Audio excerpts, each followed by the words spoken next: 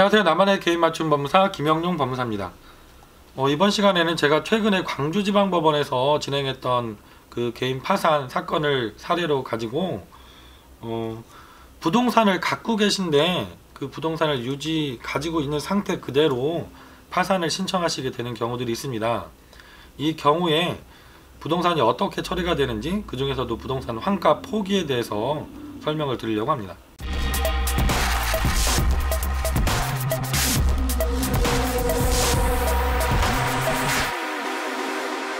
이분의 우선 개략적인 사항을 말씀을 드리면, 광주에서 거주하시는 40대 여자분이셨고요.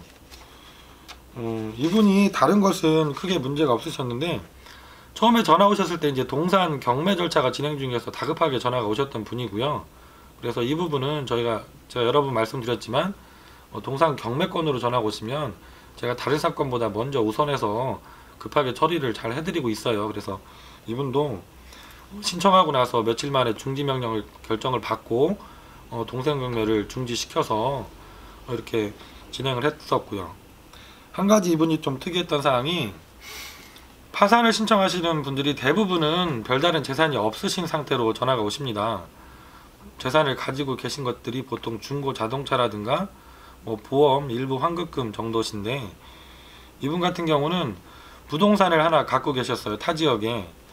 근데 이제 최근에 전국에서 전화 오시는 것들을 들어보면 특히 지방 쪽에서 부동산 아파트 가격이 특히 많이 하락해서 문제가 되는 경우들이 많으시거든요. 이분도 갖고 계신 아파트가 이제 소형 아파트셔서 시가가 4천만원 중반대 정도밖에 안 되는 아파트였는데, 거기에 이제 은행의 근저당이 3천만원 정도 잡혀 계셨고, 임차권도 설정이 되셨고, 게다가 가압류까지 이미 여러 개가 들어와서 아파트 시세보다도 훨씬 많은 금액이 담보권으로 이미 설정되어 있는 상태셨거든요.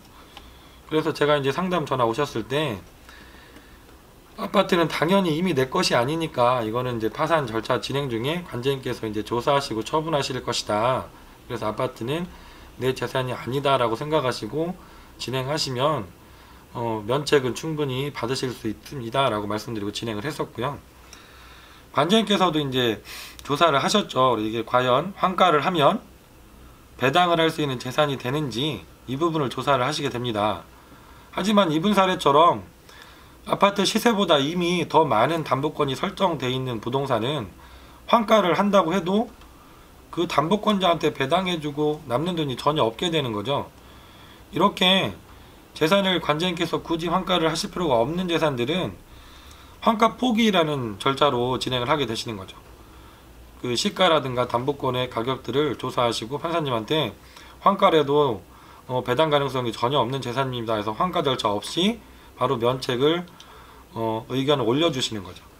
그래서 이분도 1월 달에 저희가 1월 말쯤에 접수를 했었는데, 부동산이 있어서 환가가 진행됐으면 시간이 1년 이상 걸릴 사건입니다. 하지만 환가를 포기하는 절차로 진행됐기 때문에 10월 초반에 면책 결정을 받으셔서 한 9개월 정도 만에 면책 결정을 받았던 사례입니다.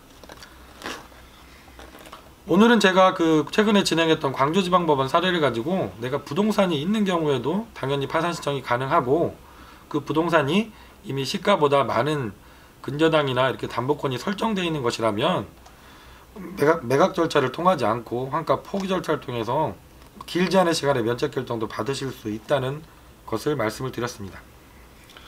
지금도 내가 그 개인회생이나 파산을 고민하고 계신데, 어디에 상담을 받아야지 정확한 상담을 받을 수 있을지, 정말 신뢰할 수 있는 사무실이 어딘지 알지 못하셔서 고민이신 분이 있다면, 김영용 법무사는 의뢰인들 입장에서 항상 최선을 다해서 상담하고 일을 진행하고 있습니다.